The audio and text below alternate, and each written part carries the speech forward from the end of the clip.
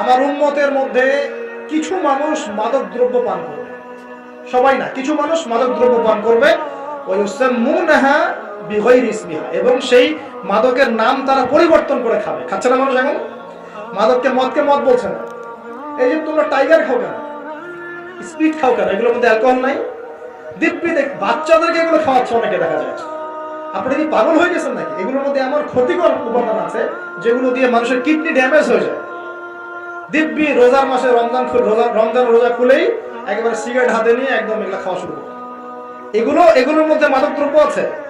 যে পানীয়র মধ্যে যাররা পরিমাণ মাদক দ্রব্য থাকবে সেটাও মাদক, মনে রাখবেন।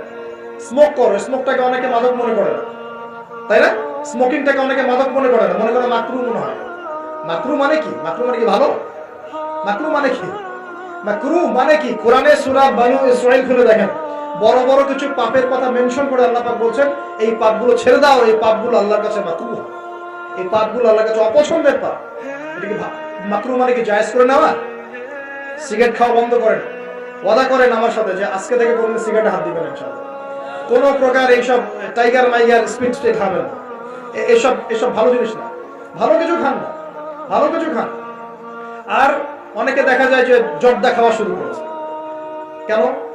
এটা কি সুন্নত নাকি? কি দরকার আছে ভাই? এতটুকু খাইলে হয়তো নেশা হয় না, বুঝলাম। এতগুলো জর্দা একবারে খান দেখি, খাওয়া যাবে? খামরের মূলনীতি কি? যার বেশি খেলে নেশা হয় তার অল্প খাওয়া হারাম।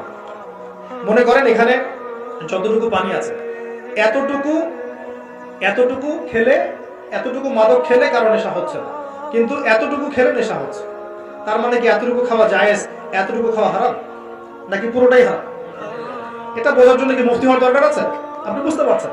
অতএব এই যাবতীয় মাদক দ্রব্য থেকে দূরে থাকতে হবে, না হলে ভূমিকম্প আসবে। কিন্তু ভূমিকম্প আসবে। আর মাদক দ্রব্য নিয়ন্ত্রণ অধিদপ্তর দিয়ে শুধু মাদক নিয়ন্ত্রণ করা যাবে না। মানুষের ঈমান আকীদার পরিবর্তন দরকার। মানুষের মধ্যে আল্লাহর ভীতি জাগ্রত করতে হবে, তাহলে মানুষ অটোমেটিক মাদক ছেড়ে দেবে ইনশাআল্লাহ।